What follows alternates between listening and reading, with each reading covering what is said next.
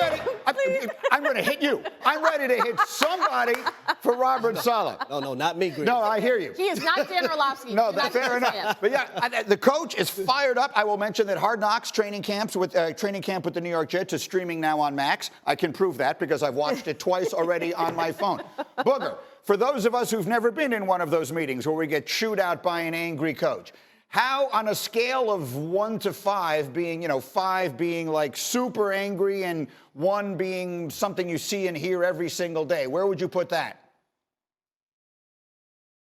Well, Greeny, that's got to be as high as you can be, because here's the one thing. Like, we all talk about being called out in the media and having our name in the newspaper and on television, but there's nothing worse than when your coach calls you out in front of your peers. Like that meeting right there where the New York Jets players are sitting there looking around and you're standing at the offensive line, because everyone knows that the offensive line is the key to that team. And especially with the tackles, when you talk about Dwayne Brown and Mekhi Becton, like they have to block and protect Aaron Rodgers. And Greeny, there is no worse feeling to sit in that room and look around and know everybody's looking at you because you didn't do your job.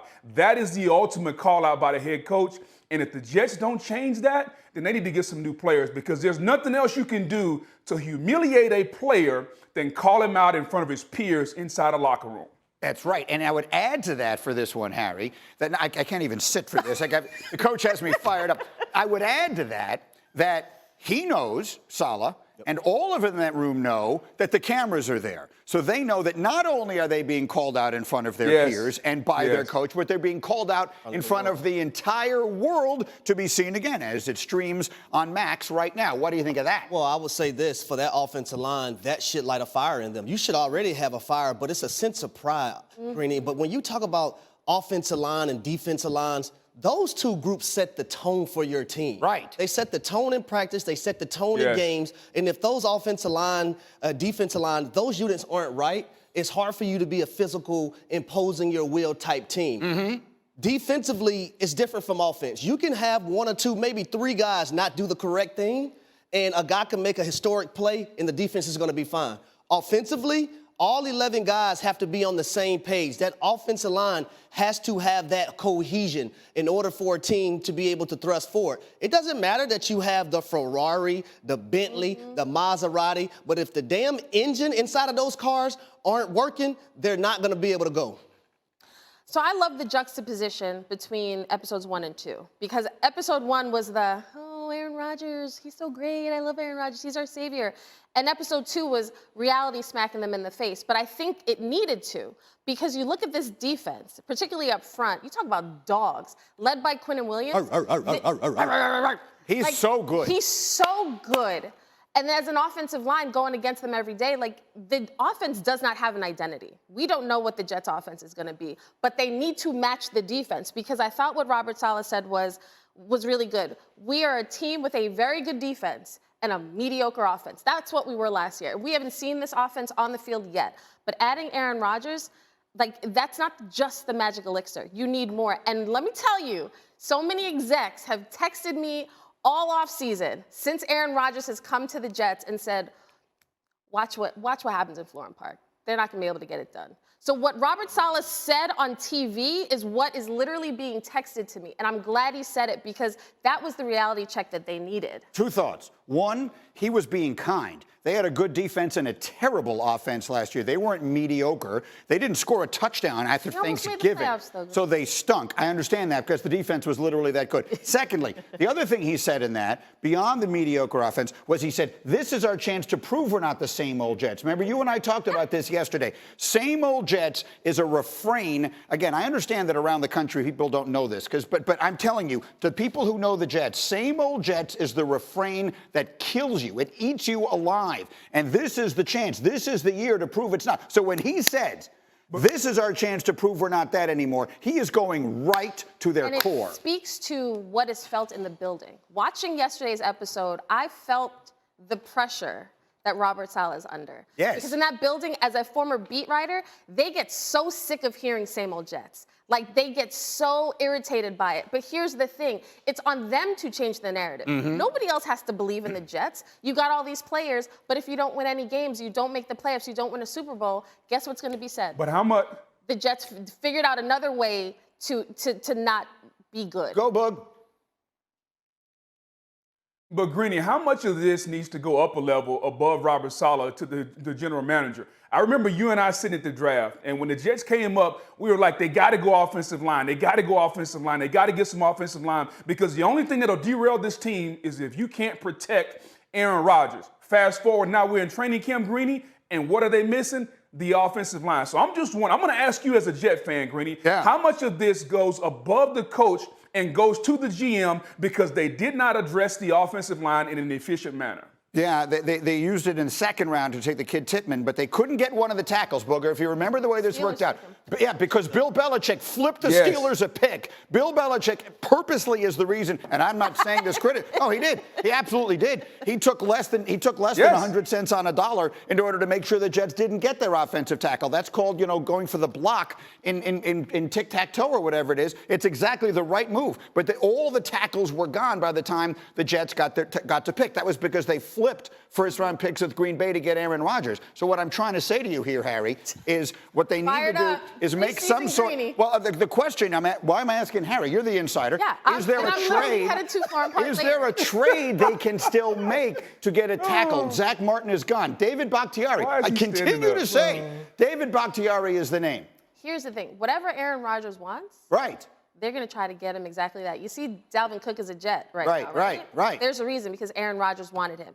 So I think part of giving back, being so generous to give back that $35 million to the team, it's to say, I want us to be in a position where if there's any guy that's available, especially any guy that has ties to me, we need to go get him. I think that right now it's August, though. Okay. So, and they have a Hall of Fame quarterback who knows how to get rid of the ball quickly. This is an honest question, can you or can you not play around deficiencies in your offensive line?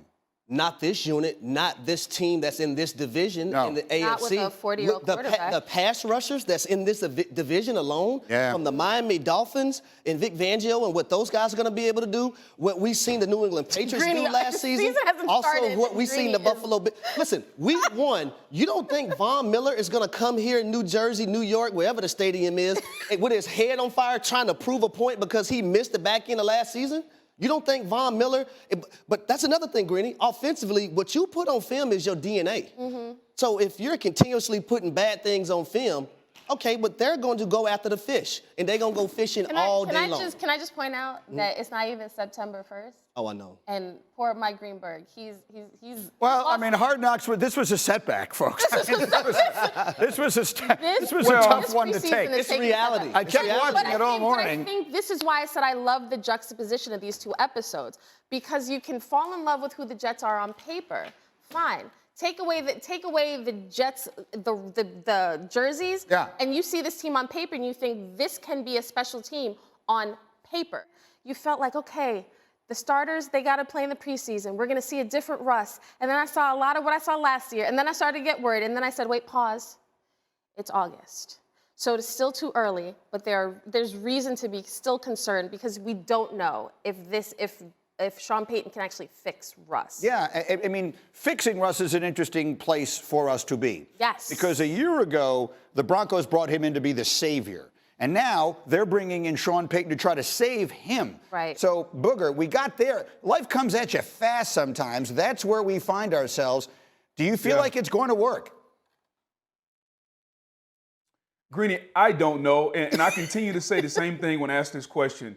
These two don't really fit together. It's like oil and water. Sean Payton runs an offense that is about preciseness, about rhythm, about timing, about getting the ball out. Just go back and think about Drew Brees. And everything that Drew Brees was, Russell Wilson is not. Russell Wilson's best attribute is the deep ball down the field, the improvisational plays, scrambling, running around. Well, that's not the Sean Payton offense. And I get it. As a head coach, you're supposed to adapt to your talent. But sometimes, Greeny, we are stuck in our ways, and maybe Sean Payton is stuck in his ways. And Russell Wilson, so far, in the one game we saw, he's still stuck in the Russell Wilson ways, because this offense has to be on time, and Russell doesn't always play on time.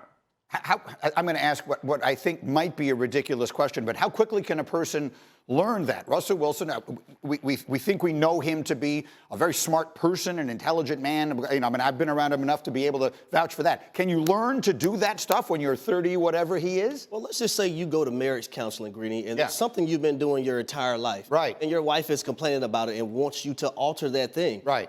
It's not going to happen like this. It's going to take time. But if you've been going to marriage, I mean. Well, I'm saying, but it's going to take time, though. It's going to take time for you to be able to shift that and change what you want to do.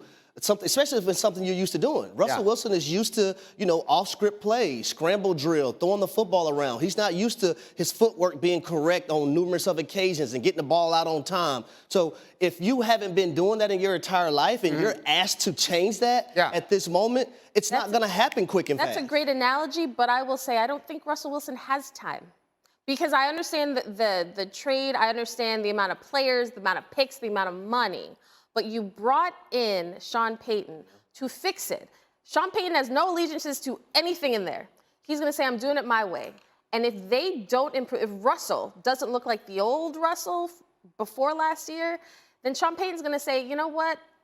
Do you want us to win? Because this might not be the guy. I guess what I'm asking is it reasonable not to ask Russell to look like the old Russell, but to look like the old Drew Brees? That's what I feel like I'm hearing Booger and Harry saying, is that Russell has to suddenly morph into something that approaches Drew Brees. Is that a reasonable expectation? I don't know, because you said a year ago he was brought in to be the savior. Right. A year ago, the Seahawks were more than happy to show him the door. It's true. They were more than happy to turn the page to Geno Smith, and they felt like, you know what, we're in better hands with Geno Smith and Russell Wilson. So I think that's why I don't know what to make of the Broncos, because we're not used to seeing Russell look like this, but this just may be what it is. But it sucks for Russell Wilson, because when now you're being compared to Drew Brees, I watched this guy in warm-ups, right? Literally act like he's taking game reps with his play fakes, going through reads and whatnot in warm-ups with nobody else out there but him and a center, him getting a quarterback-center exchange. Those are some of the things that Sean Payton is accustomed to as a head coach and a play caller from his quarterback. I don't know if Russell Wilson is going to be able to be that guy for this offense, but give it about, I would say, week 3 or 4, and I think we'll know everything we need to know. So they better hurry up on the marriage counseling. Yeah, seriously. Booger. They better go more days out of the week instead of just once a week. Just once. They go 2 or 3 days. Final word, Booger McFarland. Well, and then something else that we're not talking about. I know we laid into the Jets and their offensive line, but the Broncos' offensive line wasn't good in that game also. So not only do you have a quarterback that's not playing on time and rhythm, you have an offensive line that really isn't blocking for him. So they got a lot of issues in Denver right now. And Greeny, I don't think they can just get rid of Russell Wilson. I mean, there's this thing called a salary cap, and he's got a lot of guaranteed money. Even if they figure out that they don't fit together, I think they're stuck together for another year or two. That might be the case, in which case the whole thing really could, that's actually almost a worse problem to have. Thank you for watching ESPN on YouTube. For live streaming sports and premium content, subscribe to ESPN+.